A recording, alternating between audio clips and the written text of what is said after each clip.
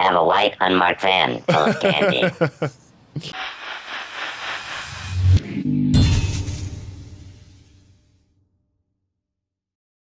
Hey everybody, welcome to the PC Perspective Podcast. This is episode 353, being recorded on June 10th, 2015. I'm Ryan Shrout. I'm Jeremy Hellstrom. I'm Josh Walrath. And I'm Alan Malventano. Did everybody else absolutely expect Josh's voice to be different when we went for the introduction? We always pass? do. It's always different. No. Like Chipmunk or oh yeah, I was kind of modified slightly. Like I thought for sure that was going to be. But that's the easy joke. Josh doesn't go for the easy jokes. He's in true. it for the long haul. Josh only goes for the easy jokes when we're 60 plus minutes into the podcast. Yeah. And I have no choice. And it's been 3 beers deep in that 60 minutes as well. If you know what I'm saying. Yeah, 3. 3 beers deep. 3 beers deep. So welcome to the show, everybody. We probably have some new viewers, some new listeners. We had a lot of people sign up for our live mailing list over the last week. Welcome. We record the show on Wednesdays, most every Wednesday, 10 p.m. Eastern, 7 p.m. Pacific at PCPer.com/live.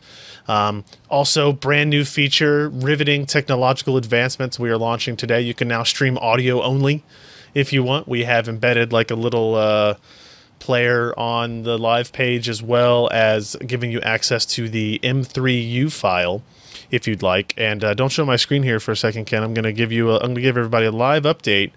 There are currently about 25 people listening to us audio only. All right. I don't know if that says something about people's internet access or the way we look.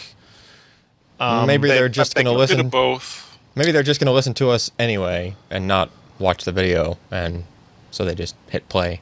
Save themselves some bandwidth cap. Yeah, because there's a little. So now we play need button. some great sight gags. Right. Yeah. We're going to do a whole lot of visual only ads. I mean, to be honest, like the majority, we still get more downloads like after the fact through our audio only version as well. So nothing changes there. If you need a reminder for our podcast, if you want to make sure you never miss our live streams, whether it be for the podcast or like our GeForce stream that we did yesterday. Was that yesterday? It was yesterday. Yes. We have some Batman live streams coming up. We're going to give away some games and some hardware as well, so you're going to want to know about those when those occur. If you go to PCPer.com/subscribe, you can fill out this little form here. All it asks for is your name and your email address. You get signed up for our mailing list, and you'll be notified by me. We'd only use it for this stuff. Like I literally handwrite these emails, so it's not like you're going to get spam sent to you. So should be easy enough to sign up for that, and we don't let Josh have access to it. Much. He likes to. I let him like look through the email addresses and just kind of like gingerly stroke the screen as they scroll by. It's really weird. He sounds nice. Maybe I'll he talk sounds to like him. a nice person. He sounds nice. But let's get into stuff that happened. Looks like we have. Oh, you did miss yesterday the live stream of me and Tom Peterson. Maybe you didn't miss it. Maybe you're actually viewing and you're like, hey, buddy, I was here. I saw it. I did watch it. Some of you missed the live stream yesterday we did at 3 p.m. Eastern that looked at the GeForce GTX 980 Ti. We talked about G-Sync. We talked about VR. We talked about GameWorks. We talked about a whole bunch of interesting stuff. Tom Peterson was here. He's always interesting to talk to. He is one of the more open people you'll find in the industry in terms of addressing those types of issues. You know, we asked him a lot of questions that he didn't want to hear. But I told him beforehand, I was like, we're going to ask him anyway, so think of what you're going to say at the very least. So that was cool. We gave away GTX 980 Ti. Sorry, you can't win it now, but we did give one away. So those are the types of things you miss if you don't subscribe to our live mailing list. So if you did miss it and you want to just get the info, you can go to our YouTube channel, youtube.com/PCPer, or you can go to the front page and find that live stream post, and we have the video embedded there as well. Okay, now we'll get into the actual content of the week. A little bit slower week. Last week and the week before, we were kind of inundated with Computex news. There was just tons of stuff happening. And now I would like for it to calm down some, but it's not, because it's June, and like next week, all this crap starts over again. You've got E3, you've got AMD is going to announce some stuff. Clearly, the best secrets in the world. We'll talk about those a little bit later in the show. But let's start with a massive computer monitor. This is the Seiki Pro, which is Seiki, for those people who maybe don't know, is a brand that first came into the US selling TVs. Yep. The very first 4K display that we ever saw here was a 50-inch Seiki TV. I think I paid $1,500 for it from Tiger Direct. Where is it? We still got it? Is that Yeah, it? it's actually it's hooked up over there.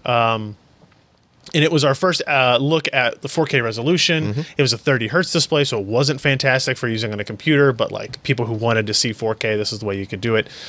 So they brought 4K in at lower cost than we'd ever seen before. Now, what they wanted to do with Seiki Pro was kind of go after a little bit more of the high-end market, but because of the way the monitor market works, it's not really that expensive either. So the Seiki Pro, what's the model number here? SM40UNP. Yep. They're also going to make, that is the largest that they're going to make of a line. That's a 40-inch monitor. And then the Seiki Pro line, I think they're going to have like... Like they have a 32 and a 28 as well. Yeah, those are going to be the other two. The 32 is curved? Yeah. Okay. So this is the one we're looking at here is the SM40UMP. It's a 40-inch 4K display. And this is like one of the stock pictures, and you really don't get a sense of the size No, you don't. of this machine. What are kind of the quick specifications, the important specs that somebody needs to know about this before we go into what it looks like? Well, I mean, the big one is, 4K 60. 60 hertz. That's good. That's on good. display ports Display only. ports, of which there are 2. Okay. Okay, so not, a lot of 4K panels just have 1 of those. This has 2. It also has a couple of HDMI inputs, although those are not HDMI 2, so they cannot do 4K 60. They can do 4K 30. They can. Or they can do 25 by 1460. Yes. I think. Yes. Is what I that actually is? think there's a slightly higher resolution that they can still do at 60. At 60. Okay. But just not all the way to 4K. Okay. And speaking of that, when you are at lesser resolutions, the scaler we noted in this panel as we were looking at it doesn't give you that really kind of fuzzy, blurry effect that you get when you use a lot of monitors that have, the yeah, we had some in-panel. people ask in the comments, like, hey, I want to get this for productivity purposes, Right. but I don't have the hardware to push 4K for like gaming. So could I run this at 25 by 14 or 19 by 10? What does it look like? Yeah, And you're saying it looks good. It does look good, very readable. So even the if you do isn't- text. Yeah, if you're just doing text, it's still readable. It might kind of mess with ClearType if you have ClearType enabled because it has to match the pixel perfectly Right. for it to work properly. But for all other situations, really good. Heck, even I think we had dual link DVI hooked up, and we can go all the way up to like. Oh, it does have dual link. It has does have dual link two display DVI. port, 2 HDMI 1.4, one of them supporting MHL, one DVI, dual link, digital only, obviously. Digital only, DVI-D. But it does have a VGA input. It does, and that went surprisingly high as well. Did And we do looked 2048 by 1536 at like 75 hertz or something? I don't remember. No, it wasn't like that, but it looked like I thought I had reverted back to like some digital input when I did it. Yeah. Like it just the auto calibration and whatever magic. So it has was a really doing. awesome comb filter in it. I don't know. It just looked really freaking good for being a VGA input. I couldn't really believe it was VGA on a 40-inch panel, and actually it looked So good. it's got a brightness listed at 350 nits, contrast ratio of 5,000 to 1, fairly high viewing angles. This is a super MVA screen, Super MVA. which is not. What is that? It's The long and short of it is you get good color reproduction, unlike TN. okay. So it's more like IPS as far as its color reproduction goes. But since it's kind of in between both of those panels, like TN panels don't give you the Yeah, IPS it's kind of like glow. the EPS series. It's not nearly as sharp, but it's a whole lot better than TN. Yeah, it's a whole lot better than TN, and the blacks are like really way deeper, noticeably deeper, even than you would get on IPS. even than IPS. Like for IPS, Well, yeah. especially in a 40-inch IPS panel, because when you look at IPS off angle, like off of direct, angle, like viewing the panel straight on, Right. You get what's called IPS glow. In other words, dark, blackish kind of colors will tend to brighten up.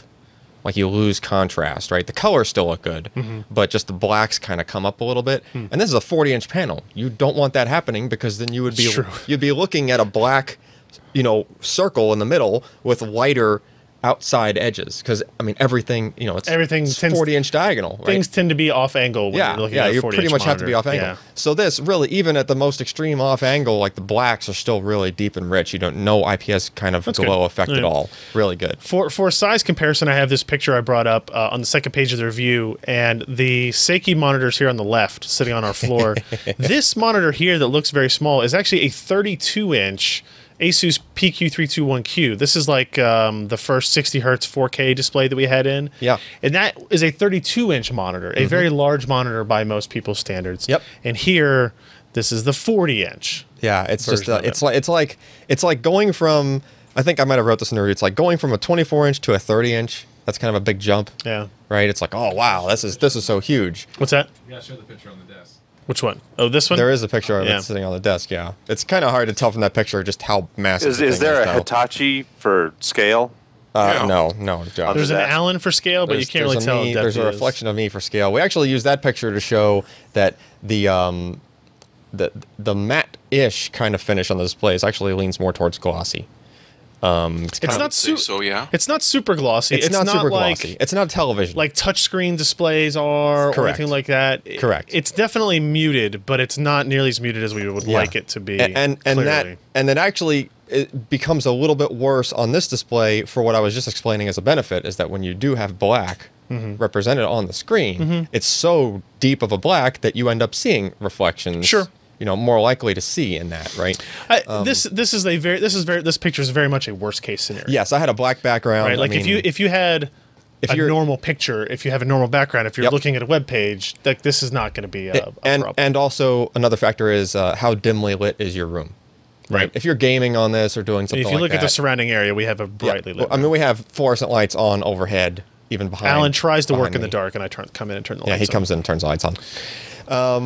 You yeah, see the so- back Well, of it. Alan is surrounded by his fortress of McDonald's boxes I and am. cups, so I am, yes. It blocks it the light. takes a lot of the glow away. Yes, that's good. Hisses and stuff. It's a lot of Firehouse now, though, not just McDonald's. Yeah. It's a lot of Firehouse. Trying to broaden my Branching horizons. out. You can look at the back of it here. This is a 100 millimeter VESA mount, so again, kind of try to see things in scale. Yes, kind of a small mount for such a large panel. It's but, heavy display too, it which is. it's interesting because the stand here is tilt adjusting only. It is only tilt. There's no height adjustment. Correct. And you cannot rotate. And when we asked Seiki about it, they basically said it was because it was so heavy. Yeah. That's the way they went. The two You smaller gotta have versions. a pretty significant spring in there to be able to pop it up and down and Yeah. balance it out. Yeah. Otherwise, you're gaming and it's slowly sinking on you. Like our chairs that we use. Yeah. The two other Seiki Pro display models, the smaller ones, will have height adjust. Right. They've told us. Yeah. You can see here that we got the inputs shown. It's got a USB hub, of course, as Yep. well. It has an audio. This is kind of interesting. It has an audio kind of a pass through.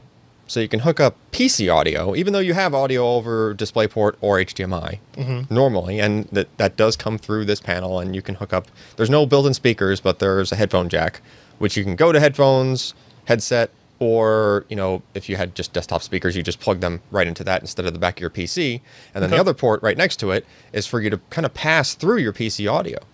So if you had other things that were trying to play out of a sound card, or just your integrated audio on the PC. Maybe you had some other kind of input going on. I don't know. And Gotcha. actually, speaking of inputs, kind of the reason they do that is that this panel can do all the way up to, it can do picture-in-picture, and then it can go all the way up to 4x4 or 2x2, like four inputs. inputs simultaneously being displayed on the screen and just a quad setup. So now what's interesting is we've seen this before. The PQ321 can do 4 inputs at 1080p. Yes. This one can go higher than that. This one, it does not... the devices don't change what they report as when you switch these modes. So if you're in 4K on any of those inputs, they remain in 4K, just scaled. So you can have a 4K input going to 1/4 of this screen. Yeah, so it's only showing Probably not at an 1080p. ideal solution. Right, You're putting a 4K image in a 20-inch screen. yeah, I wouldn't want to try to read text at that, right? Obviously, that'd be kind of hard. New. But since the scaler is, like I said, good and doesn't really tend to blur things, it tries to keep them sharp. It's it's reasonable. And it's, I guess, just, I don't know. I think it's a little more convenient that you don't have to that the display, when you change a mode, all of a sudden it doesn't appear as if you're just unplugging and plugging in all sorts of different panels. One caveat, because this is, and I wrote this in the last page of the review. One idea we had for this was, if you look at this picture, is maybe you use the bottom two and create like an iFinity or surround configuration with the bottom two. So you have like one, what would that be? That would be, like 3840 by 1080. Yeah. 3840 by 1080. Yeah, 3840 by 1080. If you were doing on the 1080s, bottom, yes. yeah, and then have two like 1080p monitors above it, connected to the same PC or different PCs, but neither AMD Ifinity or NVIDIA Surround really, because the device reports as the same thing. Yeah, because it Each reports time- as 4K. Well, it reports as 4K, so it's trying to do that, but then like the device ID is the same. Yeah. Neither of those really played nicely with it. Right, right. So basically, just Eyefinity wanted to use native resolution. It was still reporting high native resolutions, and it was a nice idea. I actually have been talking with the Seiki people. Excuse me. Talking to Seiki people about having it change, or like making that work easier, like through their firmware in the screens. Yeah. Like, can we figure out a way to make this doable, where maybe it reports as 4 different ones, or you can set what you want it to report as. Okay. Report as a 1080p. Yeah. With like UM40 MNP-4 or whatever. Right. Like, give it a unique ID when it's in that mode or something like that, so that you could give that a shot. Because I think that's interesting. Because now to display Eyefinity or surround is dumb because you have that bezel in the middle. Yeah. But in this scenario, you have no bezel. Yeah, it would just be one wide You would actually screen. see the cursor, like if you're playing a first-person shooter, that cursor would just be in the middle, and it might work. And then the other cool thing you could have is just your other couple of screens with whatever chat going windows on. or Chat browsers, windows, yeah. whatever. Yeah. So what you would normally have as a gamer with a really decked out setup with a bunch of panels, you can kind of all squeeze into just one panel. Yep, one giant panel. Viewing angles were good. We got pictures of those on the site too. You can see straight on, over the shoulder, 45-degree, angled up, down. Yeah, pretty happy with that. They look good. This display really, really shines when you calibrate it, because then you get to see those really deep colors even better, right? Because the out of the box calibration is, I wouldn't consider it the best. They don't advertise this as a calibrated monitor, so I would say that the calibration is kind of typical for a monitor that is not calibrated. Were you happy with the overdrive ghosting stuff? Yeah, with one caveat: the adjustment in the on-screen display doesn't seem to do anything. Sure, but the default was off, and even with it set to off, like, the overdrive was functioning exactly how I would expect it to, and we actually used the FreeSync, the FreeSync demo, even though this is not a FreeSync panel, but it comes as it's proven itself as kind of a handy, ghosting overdrive kind of test, because it's a dark background and this bright white and red windmill blade moving across it, and I mean, really almost not even a hint. You can just see the faintest. Yeah, you have to really look, it. and it's like only in the reds, I believe, is where it left a little bit of a trace. So really, really hard to tell any kind of ghosting. So that was good. That's good. Didn't do any of the trying to think of what the name of that other artifact was. The T-Con related, kind of funky rainbow pattern overdrive thing. If you have, some games do this, and some gamers it really drives them crazy. So it's at least worth mentioning it. It didn't do any kind of funky overdrive related issues. So it was good there. So after calibration, yeah, the out of the box great. calibration, initially it looks really bad. Like when you first turn it on, it looks like, those people that put the crazy headlights on their car that look like that's obviously not daylight. Like it's to the point where there's a blue shift. right? Right. That's because the out of the box setting is 11,000 Kelvin. Yeah. So, and that's Not like 11,000 K.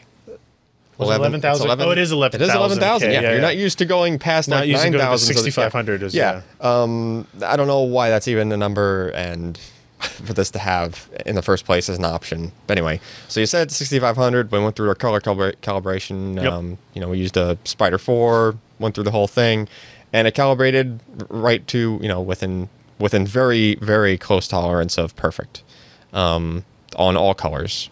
And then that's right there. You just had it. This one down here. Yeah. This is the after. Yeah, that's the after. So again, as long as you have a good profile, which you actually provided in the review, it's the first for us. Figured, well, what the heck, if someone else buys this, they don't have color calibration stuff, we can at least get you close with the profile and with the numbers that we provided. Similar to what TFT Central does with their database they've got.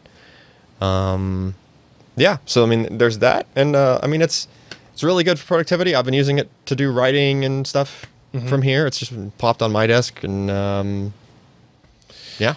So from a gaming side of things, I'll just say real quick, it's great.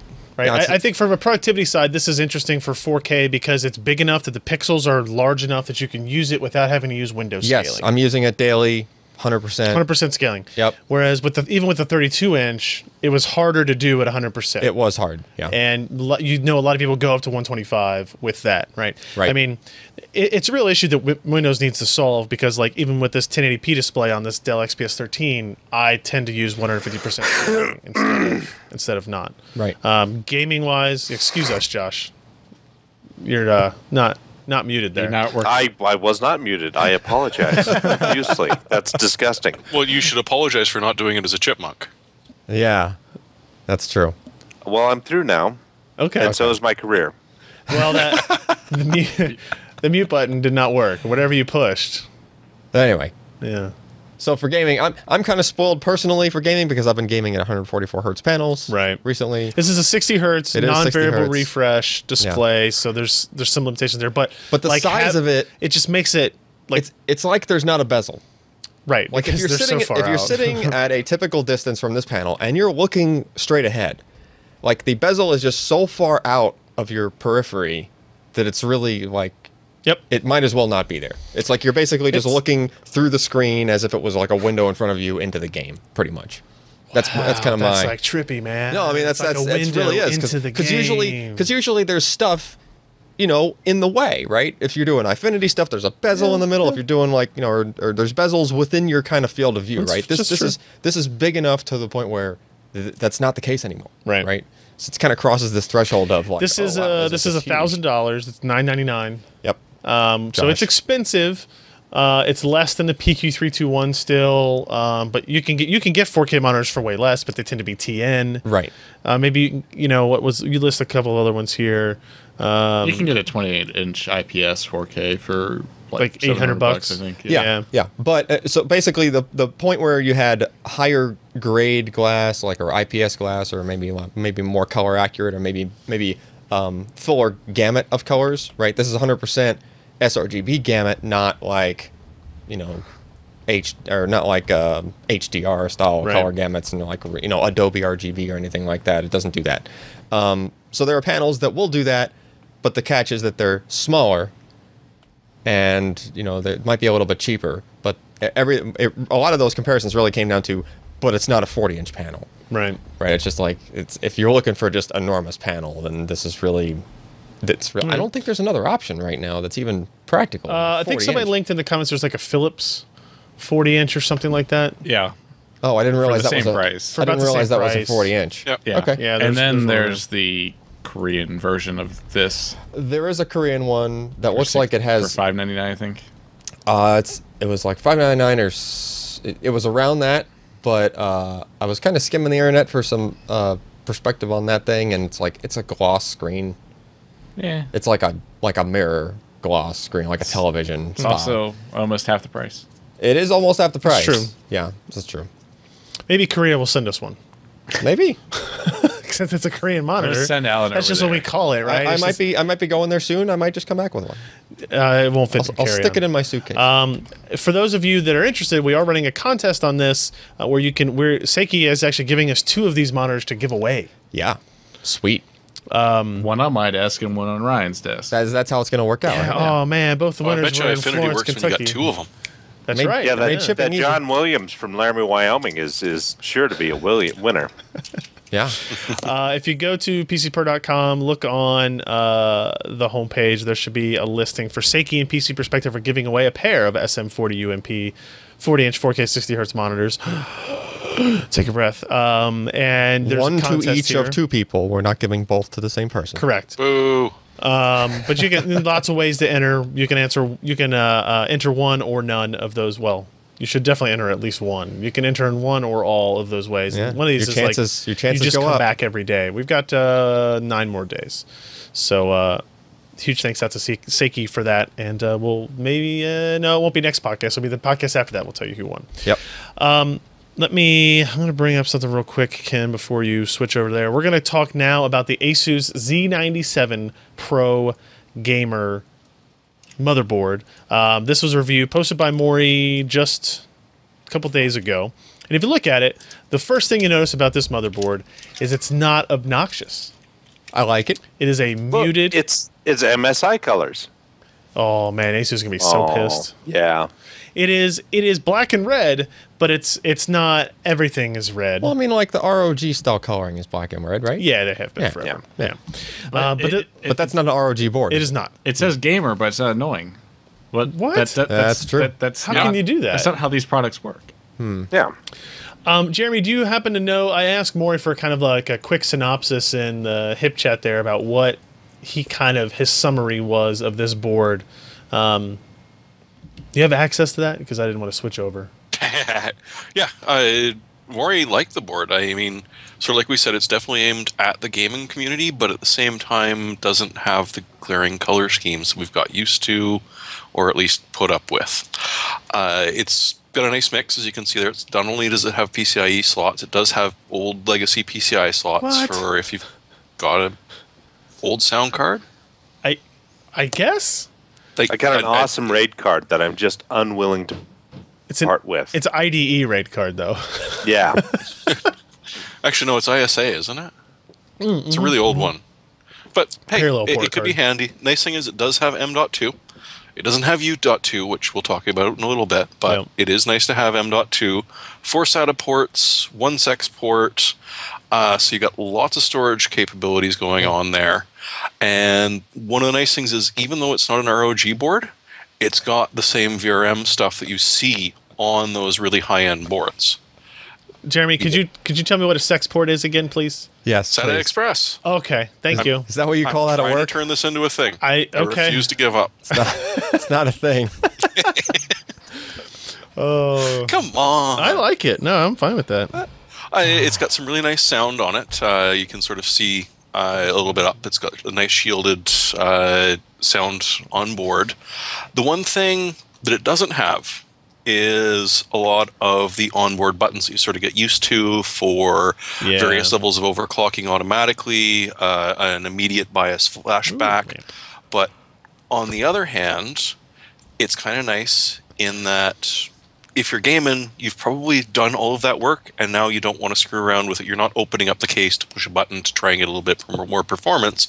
You've pushed it as far as it's going to go. Gotcha. And the other nice thing about that is that it's brought the price down a wee bit, especially when you compare it to some of the ROG flagship boards that we've been seeing, which sell for $400 at a discount. So, overall, it's a pretty nice board, and it's going to save you a little bit of money if you're not too into a lot of the extra features that motherboard manufacturers have had to sort of add on to stand out in the market now that, we've lost the South Bridge and the North Bridge, and it's kind of hard to make your motherboard special. Just quickly looking to see if he gave us a price for it, because I did not look it up. Yeah, so Newegg currently had it for $150 after a $20 mail-in rebate.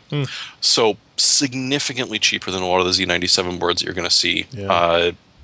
It's a really nice product, and it's got all the features that you actually want, and a lot of the ones that you probably, honestly, you're never going to use, much like the Steam library you've built up by now.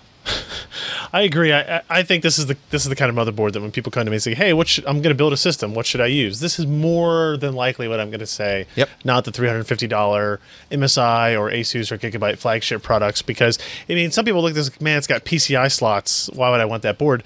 But you put a graphics card in, you're covering up the first PCI slot already. And but there's one thing you're not covering up. The CMOS battery. CMOS battery. As you can see, it is perfectly accessible, even with 2 graphics cards in there. Yep. And if you install a second video card, you're covering up that other PCI slot. So if you can't run SLI and your ISA RAID or your IDE RAID card. Sorry, Josh. Darn. Yeah. It was worth a shot, though. I still wish I had my Sound Blaster A64, which is ISA, but I don't. 64 voices. I still got one. I bet I have one in my closet that I need to clean out before my baby is born. Although I'm still using the Zoner D1 for my sound card. Oh, start the kid out early. This was what technology was like back when I was your age. You get that corner. All of the old computer stuff gets this corner, and also that corner, and that corner. I do hate to jump in here and say this, Please. But last year MSI did release their gaming, which is kind of the same thing. It's cheaper. They cut some corners, but they still gave you what they said was good audio, plus the killer Ethernet and some other, nice words in there that they may or may not actually, translate contribute performance positively to performance. Yep. But yeah, I mean, it seems like this is a direct response to that, and it's one that people really want. I mean, it's like, why do I want a $350 board that has everything but the kitchen sink when all I need is this? But I still want it to be high quality. I don't want to be just kind of crap, Realtek with no kind of software over the audio that gives me more control. It's nice to have amps. All these little extras that don't cost a huge amount, but we haven't really seen. So it's nice that ASUS is jumping on board. I agree. And the thing is I'm sure there's a Z97 board from ASUS that is this price point that is white and what did they do? The white black? It was the black and gold for the Z97. Yep. That's almost identical to this, and they want to make sure they have that product for that person who thinks that the gamer stuff matters, and they want to make sure that they're covering all their bases. So it looks like a solid product. So $150 is something we can generally recommend. Josh, you did you did an interview. I did with Paul Coleman. Is his name? Coleman. This fancy lad right here in his racing suit. Yes. He actually is a co-driver in a rally car. Oh. So he's been working at Codemasters for quite a few years, and he's I think the lead game developer for Dirt Rally.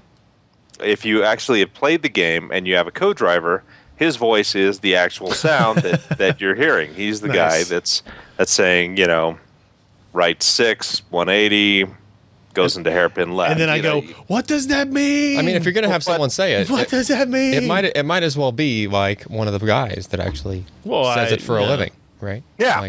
And so, I mean, he does it smooth and he does it calmly. And even though you're screaming with your hair on fire around a corner, he says it in a nice enough way that you kind of calm down and let off the accelerator. All right. So what did you learn in this here interview?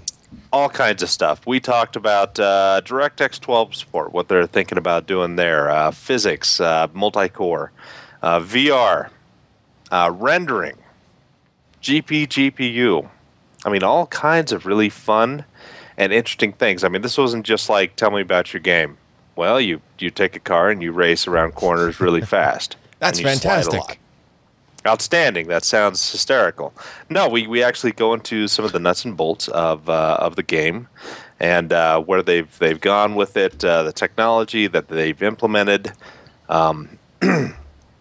It was actually kind of interesting, especially one thing that I've been harping on for a while is I've played multiple racing games and I'm okay. I'm an okay driver. But then I know somebody who just picks up a game, and they're like, yeah, I'm beating you by 10 seconds. Like, what are you using? Well, I'm just using a gamepad from an Xbox. And so I asked him, it's like, do you handicap, wheel guys, or do you give advantages to the people using handhelds or keyboards? And it's like, yeah, we have to.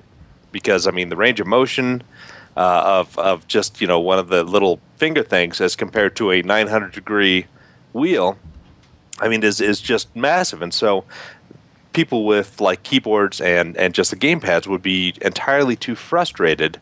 So they keep a software layer in between that controller, dang mosquitoes, and the game so that it makes it easier for you to actually race. Which Excuses. Yes. But he said the only direct input device is actually a wheel and pedals. So keep that in mind. When you get beat by somebody, you say, that damn guy is using the best tool for the job. He's cheating. All right, so what else did you learn? Oh, geez. Give me one more thing that somebody needs to know about from this interview, and then tell them to go read the rest of the interview. Okay, let's see a neat here.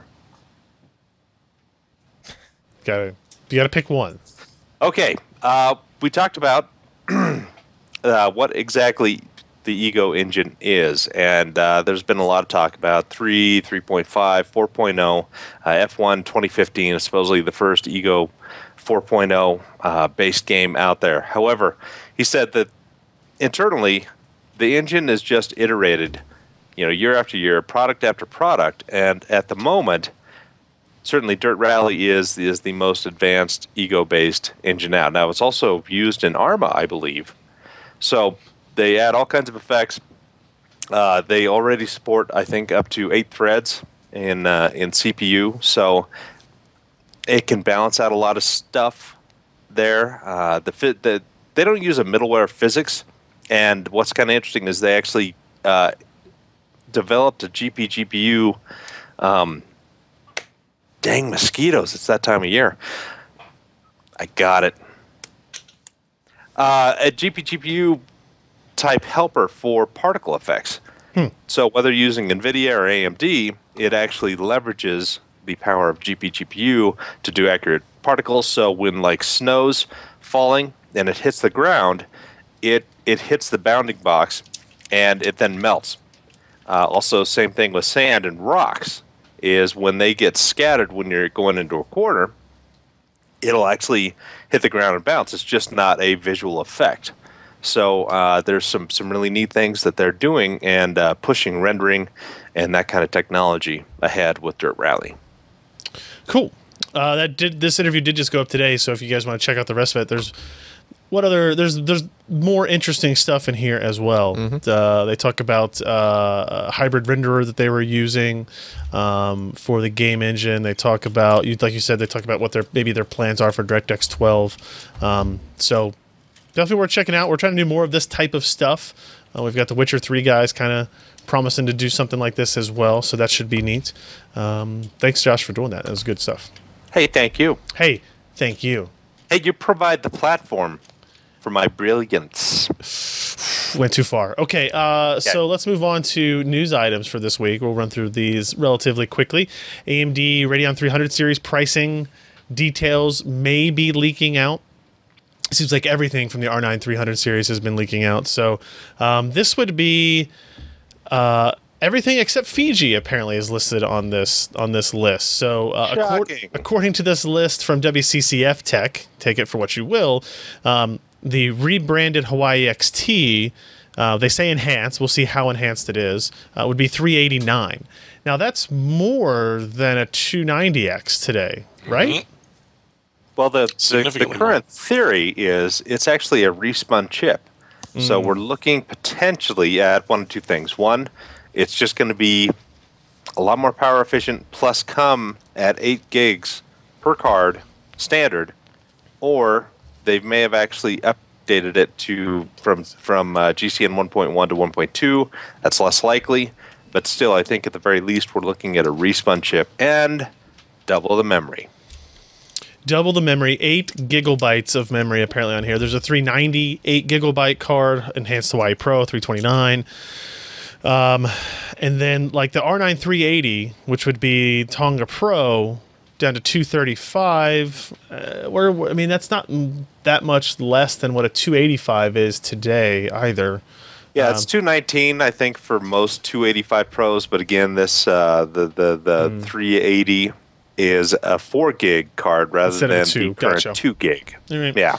So not much. I mean, again, this is all just rumors and speculation. But if this turns out to be fairly accurate, I don't see a whole lot of excitement here, right? Unless the enhancements to Hawaii are more impressive than we know, and if this Tonga XT part that is listed as not confirmed actually ships with some improved performance and memory capability and that stuff, right? The rumors are that it will have a 384-bit memory bus instead of 256. That's why you have 3 gigs and 6 gigs of memory instead of 2 and 4, and 2048 shaders, right. And if you're running those at 1050 megahertz, which the chip can easily do, then you're looking at a pretty good performance part that's going to spank around the the 960 is kind of that mid-range part. Yeah. So it would be a nice product in between a 960 and a 970. And then along with that leak comes another leak from XFX's website, where if you went to the R9 290X double dissipation product page and scroll down and kind of look through the pictures of that card, you saw some pictures of the card, but then you also saw this picture as well, which is not it's a box art that shows an R9 390X with 8 gigs of memory, and kind of some new logos and branding for XFX, I guess. The insinuation here being that because it was listed along with the 290X page, that it was essentially a rebrand of the 290X in that way. Also, because it lists 8 gigs, unless something super impressive changes with AMD's HBM implementation, clearly the 390X is not Fiji. Right. Or Fiji X or whatever they're calling it now. And I don't think we didn't do a news post on it, but there was a picture that went around today or yesterday on an AMD webpage that lists, it was on their AMD like graphics card page, and it said, learn about the AMD Radeon Fury X. Right, so we've pretty much confirmed what the branding is going to be for Fiji, which now explains why the 390X is still the 290X.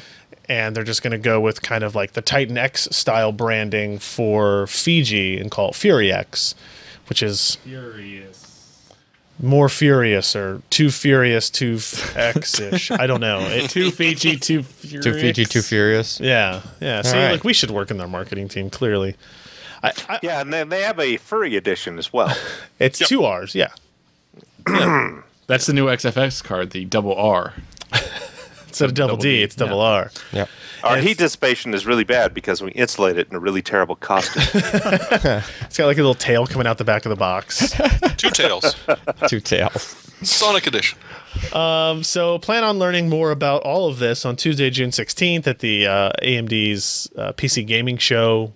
I'm sorry, it's the PC Gamer PC Gaming Show presented by AMD. PC Gamer's PC Gaming Show. PC's Perspective presents the PC Perspective podcast, presented by PC Perspective. Yes. Sponsored by. And that's why you're not allowed to attend. That's true. Very true.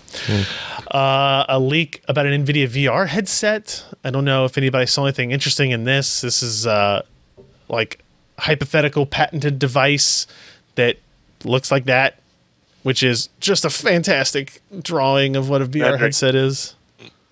That's actually Josh that modeled for it. Yeah. Oh, yeah. Okay. You can tell by the smooth, well-rounded head. And the single point of contact. It also has a strap that also makes me think of Josh. Oh God. So this is interesting. Usage of these cameras. There's a lot of cameras on here in terms of left look aside, right front look, left front look down cameras as well. So it's not just like one camera or some fisheye something or other looking around. It supposedly had 6 cameras on it. So now the rumors are spinning that this is NVIDIA developing their own head-mounted display, as opposed to just depending on Oculus and Valve. I don't think a patent application necessarily means The joke's on you. It's for doing a 3D selfie so that you can actually pan around the area that you're in when you take the selfie. Yeah, that's why the cameras are everywhere. You'd get literally everything but self. It's true. Well, no, there's inward pointing cameras. They Okay, say they're for the eyes, but actually it's just to take a picture of your face. Yeah. This device will have its own CPU, memory, network adapter, and parallel processing subsystem. And then the source of the leak, VR Focus, believes that it will be based on Tegra X1, and that it was supposed to be revealed 3 months ago at GDC. So I don't know exactly what that means. But well, creating a head-mounted display in VR is not simple, as we have seen. I mean, Carmack spent some significant amount of time while at id. It's id. And then the Oculus guys have come around, and we've seen 2 generations from them in the past 3 years. It sounds like the cameras are there definitely for figuring out head movement. And as much as NVIDIA has talked about the Tegra series and their auto with multiple cameras around and being able to distinguish parked cars, pedestrians, self-driving stuff, it seems like that they're then applying some of the software stack and the work into getting a much more accurate, because if you've watched the Oculus stuff, they've had all the dots on there in a certain pattern. More dots. And then when you turn your head, it tracks it more accurately.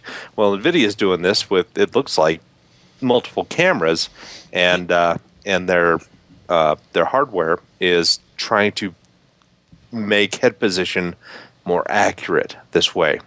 I don't know. The other thing that I think we ended this post on that Scott wrote up was that it might happen at E3, and I can tell you for sure it's not going to happen at E3. They haven't set up meetings for it. They don't have a keynote. They don't have anything like that.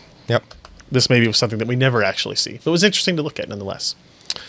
Josh, anything interesting on the AMD Carrizo SKUs that were announced? Not a darn thing. Okay. No, they've got an FX version that's pretty quick, apparently. But again, these are low TDP parts that they're not going to blow your hair back at all. But they're pretty good for the power for you consumption. Especially. Yeah, I mean, it's really hard to blow back 1/8-inch hair. But you can try. I will not. But yeah, we finally have the first 3 or 4 SKUs. They've got a bunch of others that are listed there. Yep.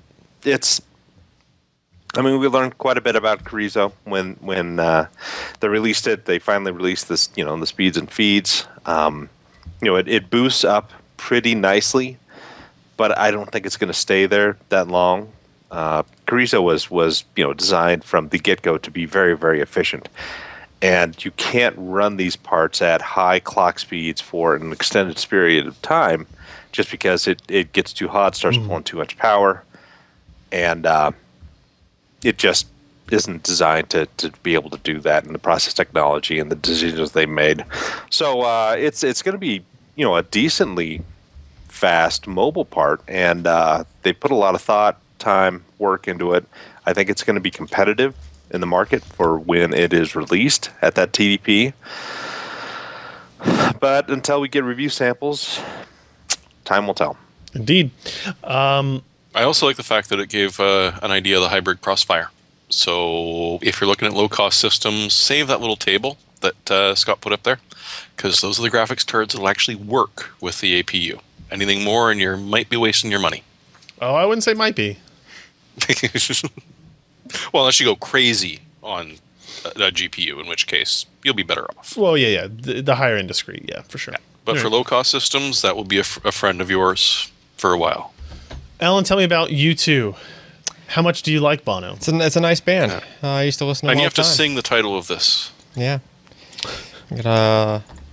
Anyway. So what is U2 for storage? Oh, I'm sorry. You have to say it correctly, first of all. U.2. No, just U.2. Just like M.2.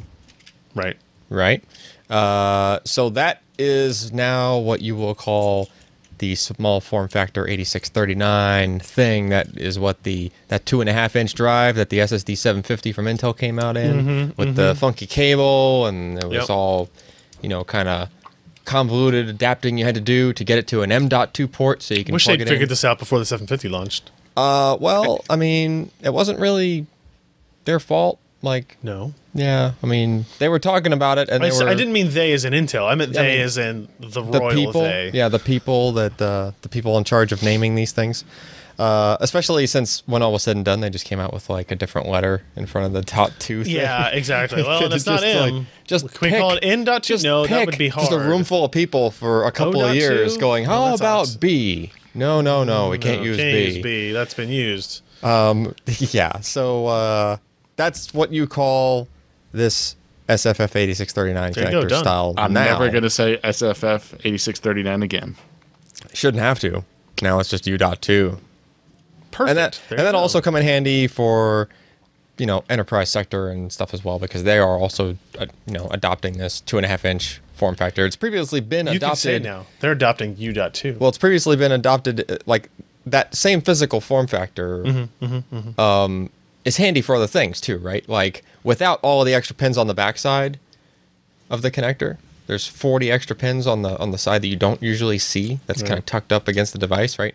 Without those there, it's basically a dual channel SAS connector. Right. Right? And then without the extra 7 pins in the middle of those 2 connectors that are left over, it's basically a SATA connector, right? So they basically they keep adding stuff to it. And then the end result was that 8639 number that they now have renamed. So we still don't U.2. have a good name for the other end on that M.2 add-in card, do we? That's actually Mini SAS HD. Oh, okay. Still not a great Technically, name. although they're not really using They're not using it SAS. for SAS, they're using. I don't care. they're passing it's the PCI connector name Express that's over fine. it. Yeah, I mean, it's, that's kind of confusing too. Hey, we'll talk about that next week when the storage committee comes up with another yeah. nomenclature. I'm hoping. In the name as FSF 8639. Once more, in the name as a SFF 8639. I'm sorry, it wasn't much of a Bono impression. No, that was not Bono. Well, I thought it was that religious pastor that was trying to invite. Yeah, I thought you were Ryan giving to us a sermon. That's what I think. In the name of SFF 8639, I grace thee. U.2. And now Forever thou shalt be known. And now I can put the helium down. I'm not dead yet. No. Jeremy, tell me about the Cooler Master Make It Yours case. Well, this is it's kind of hard to explain. I mean, the pictures don't really show it because the idea of it is you can take this thing apart and decide what you want to do with it. Every single bit about this thing comes out. You can rip out the 3.5-inch drives. If you look down at the bottom of the flat plane that separates the PSU from the motherboard, there's actually 2.5-inch connectors on there, which again can be totally popped off if you don't want them to be there. But they've gone with 3 different models, all under the MasterCase brand. This top one that you're looking at is the basic MasterCase, and it's a little bit smaller. It's got 2 handles on it, so it's not so much because it's a LAN box, it's because you're probably going to mod this and make it very pretty and haul it around to a lot of places. Having 2 handles that's exactly on it what I will do. makes a bit of sense. You scroll down a bit and you get the more impressive MasterCase 5, which at the very top, obviously they've put some fans in there, but it's a perfect place to stick a radiator. And it also gets the radiator completely out of the case. Heat, as Josh I'm sure will explain to you, tends to travel in an upwards direction, so it's a perfect place to stick it. The filters is just on the previous one, side out sideways, so you won't have to lift your case up to get the filters out again. And they're also going to be selling, although they haven't defined exactly what they are, different style meshes and tops that you can install on it. So you can sort of take it apart, make it your own. And then the final one, which they didn't really have a show or a very good picture of, is the Maker 5. So Maker 5 looks similar to the one that you just looked at, except the top is completely solid, but it's also solid in a way that you could probably Dremel it to pieces and just sort of play with it in your own way. And I think that part of the reason that they didn't really have some great pictures about it, they had some mock-ups, is that's the one that's sort of designed where here's a basic case, everything can come off of it easily, so and everything's interchangeable. So if you want to build your own stuff, because you've got a CNC machine and you're really lucky, or you've got a 3D printer, it's actually pretty easy to design pieces which are just going to snap on and off. It's an interesting way to get people interested in doing it without having to completely tear apart a machine and put it back together, like our good friend Maury just absolutely loves to do, and a lot of the other modders that you see do. In this case, it's you could actually probably find, once this gets sold, parts stores that are selling pieces that will be able to go on it. You can mix and match and make it look in a completely unique way for yourself. Or, like I say, if you've got the tools, you can build them and it's going to snap on and off. You're not going to be dealing with aluminum dust because you've been drilling holes. It's going to be interesting to see how well this sells, and if it is something that actually attracts a mid-level modder as opposed to the hardcore ones. That just someone who has played around a little bit and said, this could be fun, but it seems like a lot of effort. It seems like I've got to invest a lot of money into tools to be able to do this. In this case, maybe you'll be able to set something up for a relatively good price that's still going to look, personalized to you. Cool. In other case news, one of our remaining Computex stories is, as Tim wrote up, the Fractal Design launched a Mini ITX Node 202, which looks like this. This is a stereo component. Yeah, like a home theater PC. And you know what? I looked at this picture and I got confused for a second because the rendered surface that is on is so incredibly fakely mirrored that I thought, wow, they doubled up the connectors down here. And oh wait, no, that's supposed to be the surface of a table or something. So this is a mini ITX case, so it shouldn't be huge, right? They're measuring at 10.2 liters, which helps me not at all. Also, It's smaller than a 10-gallon hat. oh, great. No, it's slightly bigger than 10. Oh, wait, no, yeah, No, smaller. liters, or yeah. Yeah. It measures 377 mil by 88 by 332 mil. So you're thinking SFX PSU? Put that stuff in English. That's about the full length of it. Hang on, no, I'll ask Hound later. So it accommodates SFX power supplies, mini ITX motherboards, and a dedicated graphics card. And this is what the inside looks like. So you can see here clearly, like this is where your motherboard shall sit, and you have a riser, and then you have your graphics card shall sit here. Thou shalt? Thou shalt put that there. The power supply list Node 202 will have an MSRP of $79, and with the bundled PSU, $139.99. Did they mention it is a 450 watt SFX? Yeah. Yep. Okay. Which That you'll seems- probably find for about $50 or maybe more. So Yeah, that's get it with a PSU. That sounds reasonable. Yeah. It's not all. I mean, it doesn't look particularly compelling to me. Like nothing stands out, but it looks okay. Exactly. Huh? Exactly. Yeah. That's the point. Yeah. Yep. Yeah. Probably right. At least it's not no crab style, whatever It's a bulldog. It's not a bulldog. bulldog It's not a bulldog. case. Did we talk about this last week? No. We Nope. didn't. You talked about it on Twitch. Oh, okay. The Valve Steam controller pre-order is up. It has changed so drastically from where we were at. Yeah, there's a before. cross on the other side. It's like a fake digital thumb pad, like a D-pad, right? So the That Steam. sounds like an insult to somebody. Like you're a Fake D-pad. D-pad. You're a D-pad. You're not even a real D-pad. You're a fake digital D-pad. The Steam controller is $50. It will ship in limited quantities on October 16th if you pre-order in advance of their actual launch, which is a stupid way of wording things because it's launching on the 16th now. Like Okay. that's what that means. Yeah. But then it will go widely on sale on November 10th. And from the sounds of it, on the 16th, you're going to have to pick it up from GameStop or EB Games.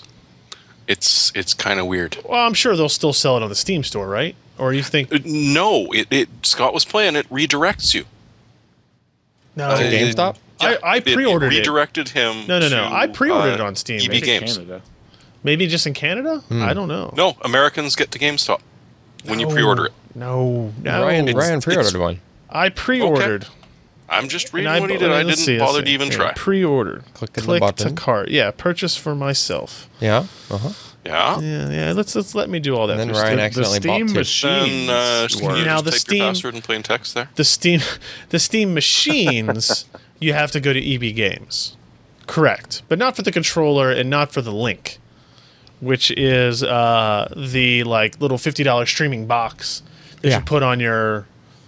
Put next to your TV Oh, and yeah. it connects to your network through either 802.11ac or gigabit or 100 megabit 100 megabit. internet. Or Because it doesn't 100 need- megabit networking. Because it doesn't need more gigabit than for that. that. It's really doing one thing. It's streaming 1080p video, across your network. I pre-ordered this. It's something that's been developed for a long time, this controller. I'm eager to try it, see how it works.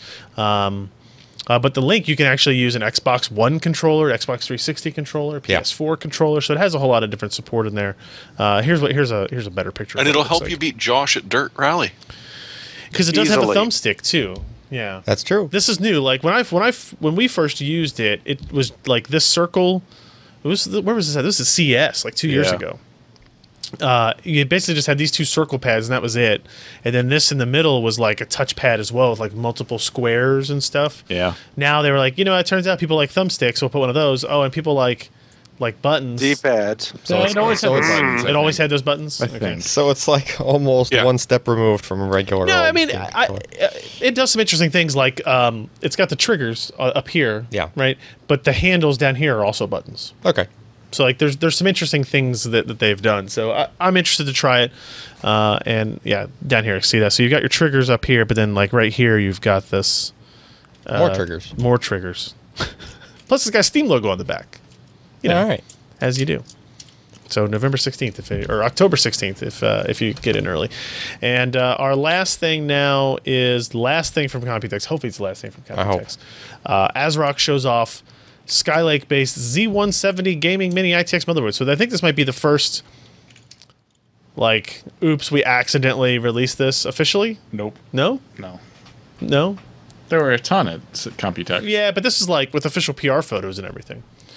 I just thought most of them were like, well, that was on display, so people took pictures. Regardless, this is ASRock Z170, so this will be for Skylake processors when they come out later this year. Mini ITX variant, you can see. Looks pretty nice, looks pretty clean. 2 DIMM slots, so you can tell it's dual channel memory still. Surprise. Yeah. PCI Express by 16 slot, full size. SATA Express Sport. SATA Express or Sex port. Yeah. Normal, non-sex ports, just SATA ports. Yeah. That's what I'm going to start calling those now. Non-sex ports. Yeah, I said that to my wife once, and she slapped me. You gotta mount that storage.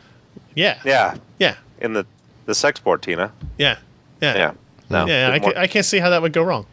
Yeah, I wasn't able to mount for weeks. And that's why he had to adopt.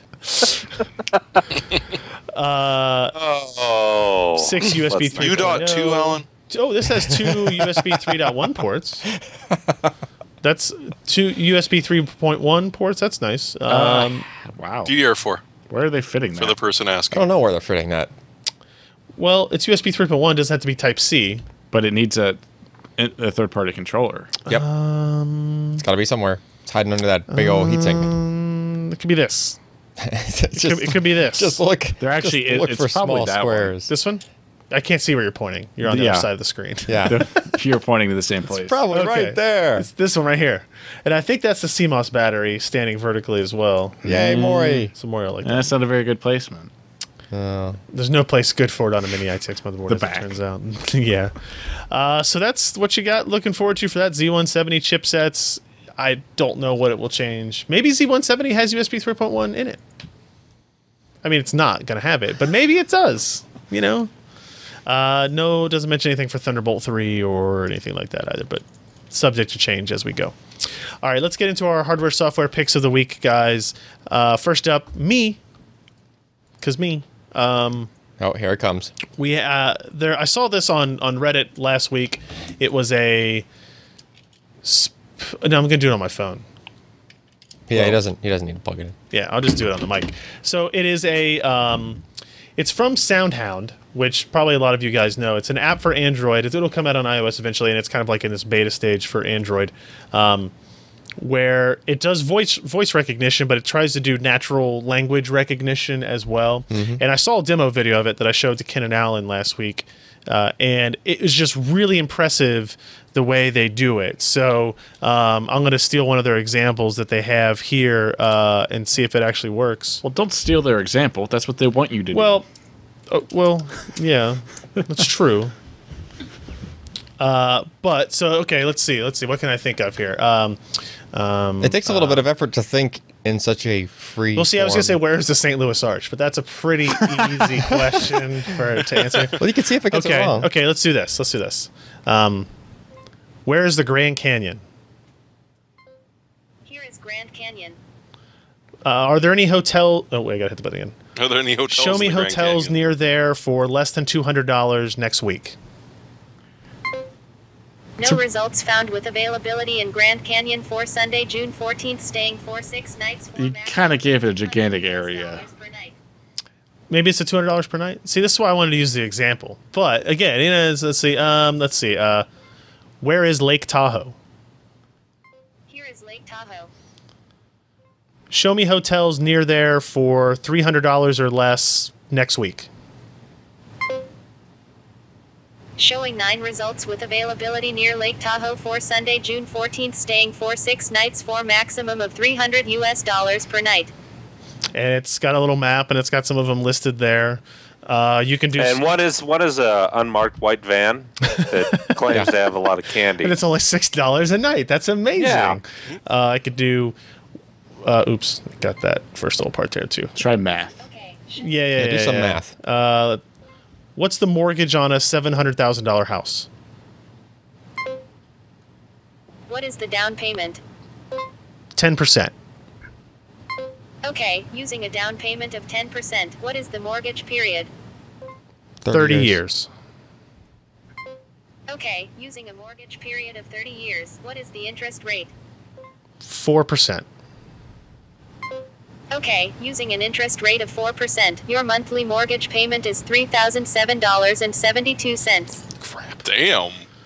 Shouldn't buy a house that expensive. Can never live in California. What if I change that to a 15-year period?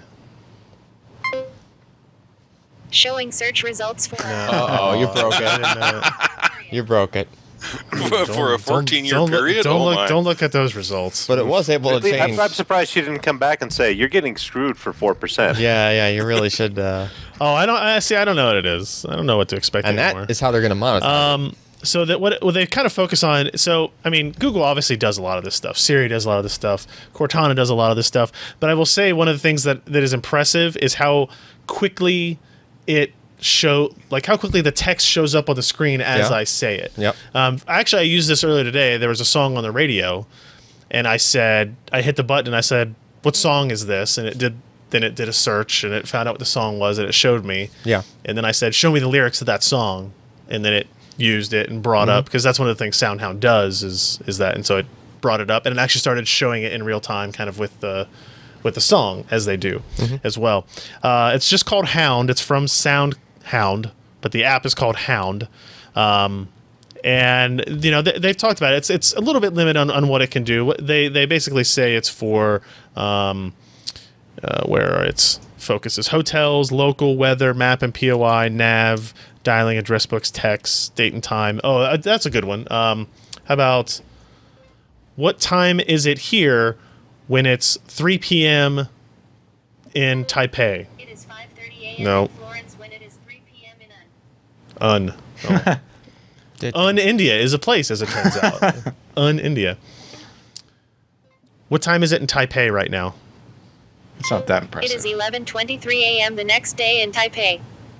Oh, it's the next day. I mean, It's looking into the future. yeah. I mean, it does some cool stuff, and I'm sure Google will do a lot of that as well. It's only on Android now, but it'll be on iOS eventually, and until they overload all their servers. I don't know. We'll see. All right. Who's next? Who, me? Yeah, you. Yeah. One of the fun things that came out of the Fragging Frogs VLAN 10 was a game called Toxic. It's in alpha right now, but you can actually play it, and if you watch their little promo video, it's brilliant because they advertise what it doesn't have. It has no levels, it has no classes, it has no reload, it has no cover-based shooting system. How is it even a game? Old school Unreal Tournament style, to the point where a fair amount No of classes, the guns no level. kind of resemble some of your favorite Unreal Tournament things. Kind of? Are you being like? Tell me the truth. Just a wee little bit, you know. Okay. All right. Except instead of a little teleport disc, you sort of turn into this little hover car for zooming reload. around, which actually does add a really nice thing to the game. It's fun, it's quick, it's fast, and I'm trying to convince the boys more often because That's actually a really good video. Like, this is a good ad video for this. Yeah, no, serious, and this is how it plays too. So while we're patiently waiting for the new Unreal Tournament to come out, this is a very decent little alternative. There's your little hovercraft that you turn into. You can do it, and then it recharges after you wipe out. It's got mutators. It's got capture the flag modes. There are vehicles. It's a hell of a lot of fun, and if you're kind of sick of dumping in 80 some hours before a game becomes fun, you're going to like this one. $18.99 currently. Listed as very positive under user reviews. It is an early access game. Take that for what it's worth. But it is playable. You can buy a 4-pack for $55. Yeah, but if you want Hey, I count 4 people on this podcast, Ryan. if you want an early access arena shooter game, Ken doesn't count. He's 5. You could just play. Oh no, you can Unreal give it to Ken Tournament. because I've already got it. Yeah, but Unreal Tournament, picked it they up don't to have play like with like an installer, easy Yeah, to they use, do. all that stuff. Yeah, they do now. they? Yeah, it's an early access arena shooter game. Is it? Is it listed on Steam? Can I install it on Steam? Yep, you can indeed. No. Unreal Tournament. I mean, The new well, one. No. The answer. just saying. Just saying. When you search Unreal Tournament, And Toxic yes, is the fourth I'm entry. trying to play Arma 3, but it's hard. All right. This is just silly fun. Josh, what do you got? So I've had these for a little while, and I've been testing them, and I've come to enjoy them. They're the Logitech G35s that I'm wearing now. For what you pay, $69.99. you know what? You just ruined something. $70. Anyway, so they've got a lot of functionality. The DAC in there is pretty decent. The sound Sounds quality. good. I mean, as I go into the review that I'll be posting here shortly, we'll talk about it more. But yeah, the amount of functionality you get for the low price of $69.99. you get a lot of headphones. It's almost like that was pre-recorded. It did sound like we edited it in. We dubbed it.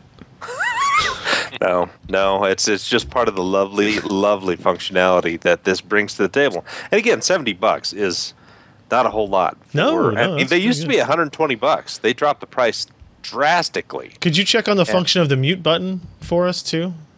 Okay, And just leave it engaged. now for the I rest can't of the hear you. podcast. Yep. This is It's great. muted. I love this headset. there's a red light Aw. that shows up there, and obviously I didn't notice it earlier. And also, when you whip well it up, positioned, is it? When you whip Yeah. it out, when you whip it up, it goes into mute as well. Yeah, I like that Automatic. feature. I like that feature. Yeah, it's nice. Very cool. That's a Logitech G35, and review of that pending shortly. Yes. All right, and Alan. so in case you're wondering just how much you can cram into a single 5 1/4 inch bay, that is 8 2.5 inch SSDs, all in one device. It slides into, if your case has a 5 1/4 inch bay. Fewer of them do now than they did before. Yeah, but they're getting hard to come by. But if you still got one of those cases and you're a storage maniac that wants to have a lot of SSDs plugged into a system at once, this is pretty much it. Like, there really isn't much room for anything else in the back there. You got 2 SATA ports, 8 SATA ports, 2 SATA power ports, and 2 fans, all jammed into the back, and then of course the 8 hot swap bays in the front. Wait, so if you're using like sort of power hungry SSDs in this, would you run into an issue? With 2 SATA power ports, no. Really? Yeah, they can handle. They can handle. What about enough juice. heat? My issue is like heat, because those aren't. There are don't two- worry, Yeah, it don't based sit on well. it. It has tiny ass fans. It'll be great. It has these 2 fans, which I believe the Have one you plugged that in yet? I believe in this model they're proportionally controlled, like heat based. So the hotter it gets, the faster the fans will go. Sure. You know. Like PWM. The yeah, hotter it does it like gets. a PWM. It'll thing. sound like a Cisco router Because under you haven't heavy plugged load. it in yet. No, but all the other ones. So it might sound like wee. No. They're Yep. good. These guys are good about throttling these things. Well, Regardless. you let me know when you plug it in if it goes wee. Well, if it goes wee, then I won't have to let you know. Wee. You'll know. And then it slows back down, and then it goes wee, and that's a bad fan right there because it just spins up and down all the time. I will say that unless you're using something like, How much is this? unless you use an SSD 730s, Shouldn't have an issue. you shouldn't have an issue with heat. Like, you probably could even go as far as just to unplug the 2 fans in the back if they did make Yeah. too much noise. Really. How much is it? Actually, I don't have the price handy. Dang it. This is like the one thing we ask I know. in this specific segment of the podcast. HUD in, I HUD out. Ooh, You it's got to got say it in lightning a really bolts. high pitched voice Why don't they have the price? The because price. they're fooling you.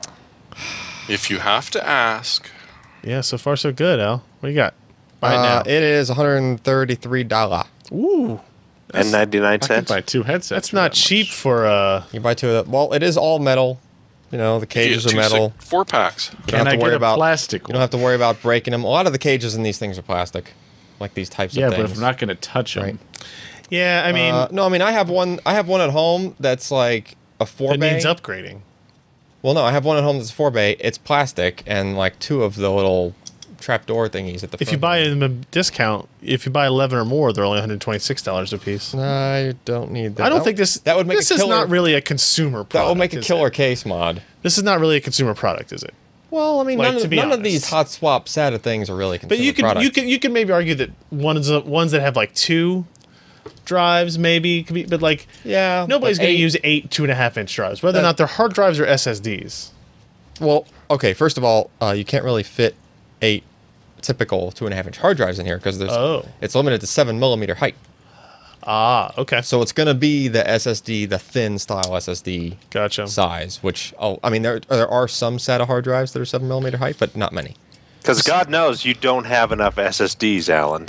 Look at I like this. I like all these models listed here on this Newegg page too. Like, Yeah, there's a bunch of different variants of this guy. There's some that have like 2 hot swap bays and then like a 3.5-inch bay in the center underneath, and like there's quad hot swap, and these guys go kind of crazy with the whole like. no, don't add to cart. I changed my mind. No. Oh no! Now you One bought of it. everything. Too late.